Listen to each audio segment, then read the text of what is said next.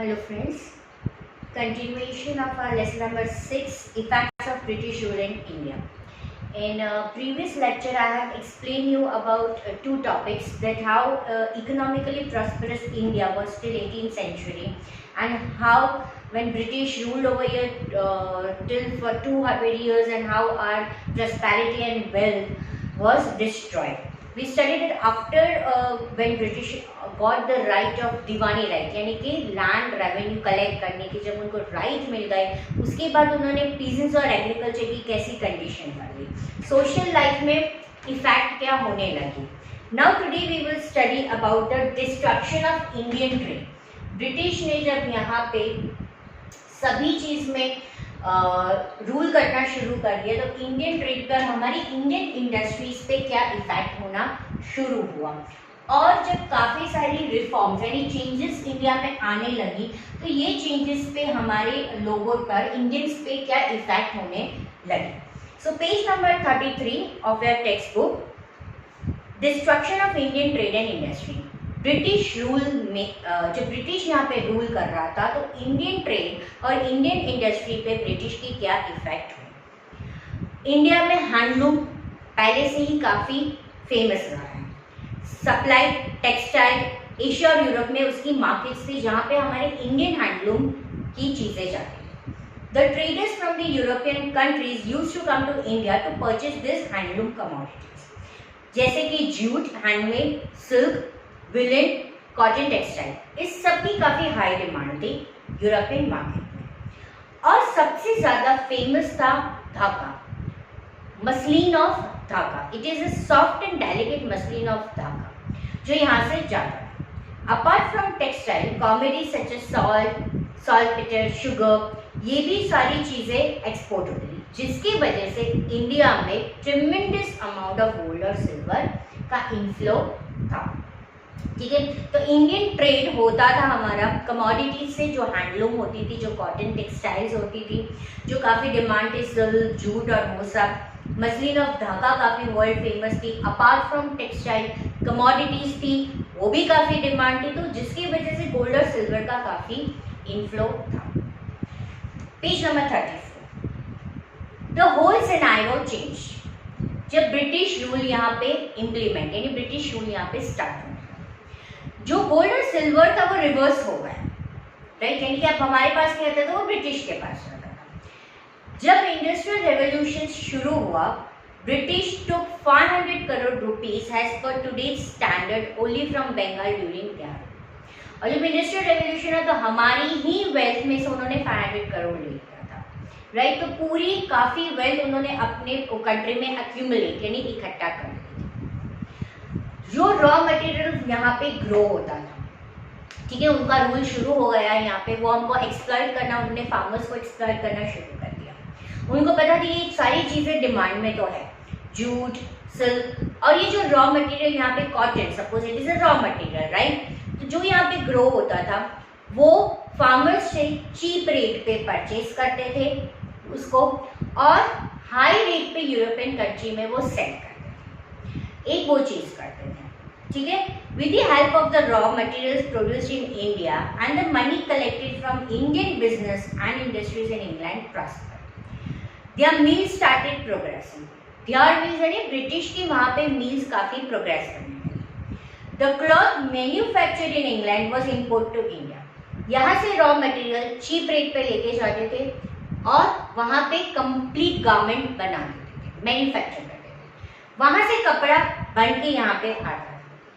British से जब import होता था तब इंडिया को ड्यूटी पे करनी पड़ती थी 80%, और हम यहाँ से जब रॉ मटेरियल इम्पोर्ट करते थे, एक्सपोर्ट, तो कुछ भी टैक्स नहीं पे करते थे. Textile made in India became costlier in Indian market. Indian handicraft, cottage industry वो इंग्लैंड की कंपटीशन में खड़ी नहीं रह पाई, सस्टेन नहीं कर पाई. जो स्किल्ड इंडस्ट्रीज थी वो बंद हो गई, ठीक है, वो डिस्ट्रॉय हो गई. लैक्स ऑफ स्किल्ड वर्कर, उनके पास कोई भी काम नहीं था. Gradually poor workers of rural area of India वो काफ़ी ही पुअर हो गए. So this was the policy कि वो यहाँ से चीप रेट पे रॉ मटेरियल लेते थे और वहाँ पे वो सेल करते थे। यहाँ से जब एक्सपोर्ट होता था उस पर वो कोई भी टैक्स नहीं पे करते, पर वहाँ से जब मैन्युफैक्चर्ड क्लॉथ होके आता था तो 80% वो टैक्स लेवी करते थे। So Indian handicraft and cottage industry ऐसी कंपटीशन में विथस्टैंड नहीं कर पाया और हमारी इंडियन कमोडिटीज काफ़ी कॉस्टली हो गई, तो कोई खरीदता नहीं था। काफ़ी स्किल्ड लेबरर्स थे, उनके पास कोई भी काम नहीं रहा और ग्रेजुअली वो लोग क्या हो गए, पुअर हो गए। Now page number 35, suspicious about the reforms. अब यहाँ पे हम पढ़ेंगे कि जब ब्रिटिश रूल के साथ कुछ चेंजेस लाए, रिफॉर्म्स का मतलब कुछ चेंजेस लाना, ठीक है। जब William Bentinck came to India, he was governor general, जब वो यहाँ पे गवर्नर जनरल बन के आए, उनकी थोड़ी सी लिबरल थिंकिंग, वो जब इंडिया आए तो British rulers started taking interest in the lives of the people, right. William Bentinck was popular for few beneficial reforms. तो विलियम बेंटिक ने कुछ ऐसे रिफॉर्म्स लाए जो इंडियन सोसाइटी के लिए काफी बेनिफिशियल रहे। क्या बेनिफिशियल था? उस वक्त Indian started getting job in company administration. Indians were allowed to use their mother tongue in the court of law. तो ये चेंजेस लाए थे, काफी इंडियंस को जॉब्स मिलने के लिए उन्होंने हाँ बोला।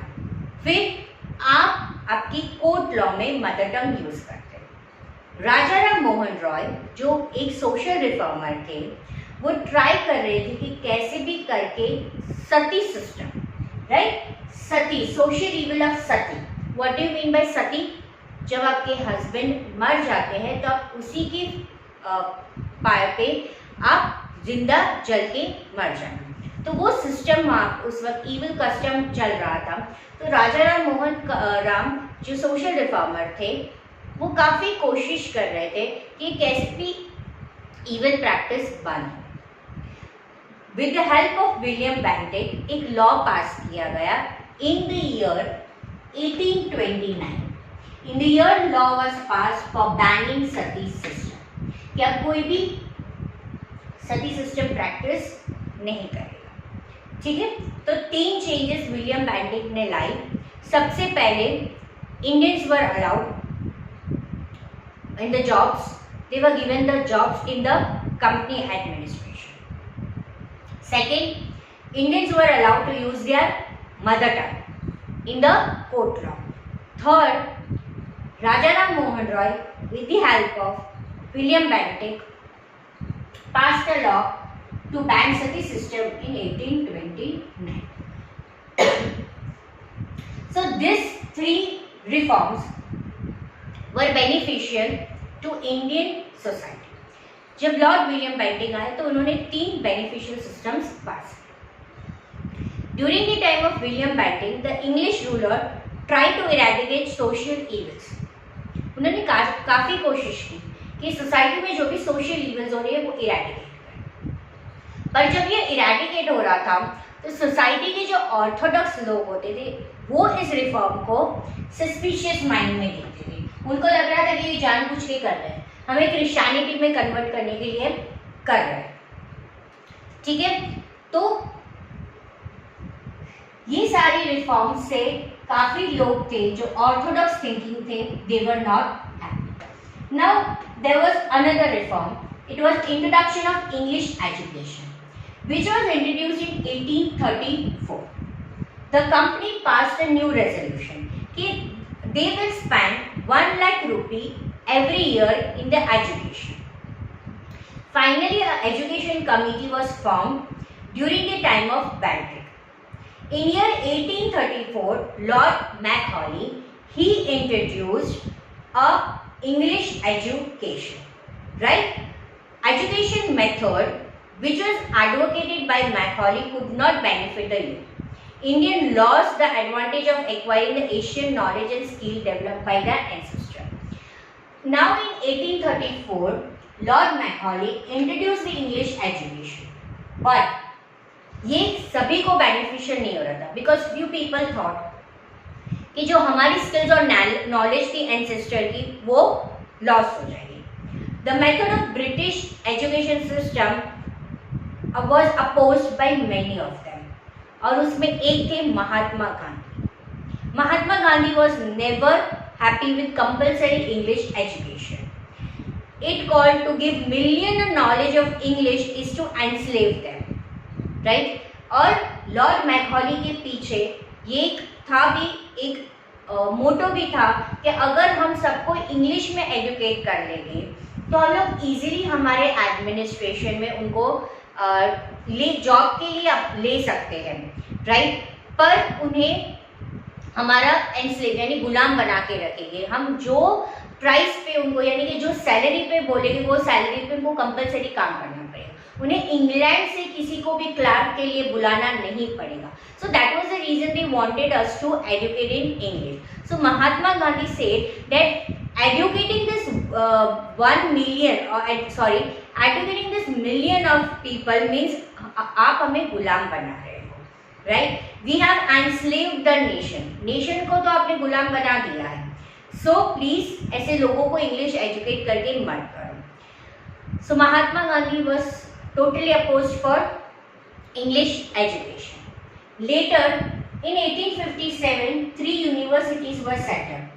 We have studied this in lesson number 4, and the first railway was also started from Mumbai to Thane in 1853. So ये सारी रिफॉर्म्स से जो भी लोकल लोग थे they were not happy with this all these reforms. Later 3 universities was established in 1853. Britisher could get educated workforce, उनको workforce मिलता था। Develop educated people, many machines were even invented, industries, transport, communications, railway introduced हुआ 1853 में। In order to maintain with country with England, उन्होंने post और Telegram भी introduce किया in 1854, right? Even this was a invention, post and Telegram. ये तीनों हमने lesson number 4 में स्टडी किया है। The reforms of Dalhousie, printing press, newspaper. So all this reforms were for British rule to convenience for British rule in India, right? But finally ये सारे ही reforms, ये जितने भी रिफॉर्म्स थे वो हमारे बेनिफिशियल के लिए लास्ट में काफ़ी हमारे ही बेनिफिशियल के लिए वर्कआउट हुआ। सो इस चैप्टर में शॉर्ट नोट है पेज नंबर 32 में, वो है condition of peasants and agriculture during British rule. ये पूरा दो पैराग्राफ है, वो 4 मार्कर में आपको शॉर्ट नोट आ सकती है, ठीक है? और सारी डेट्स मैंने यहाँ पे लिखी है जो आपको मैच में भी आ सकता है और आपको इवेंट्स में ये डेट्स पूछ सकते हैं। तो ये सारी डेट्स काफ़ी इंपॉर्टेंट हैं। So the chapter lesson number 6 is over.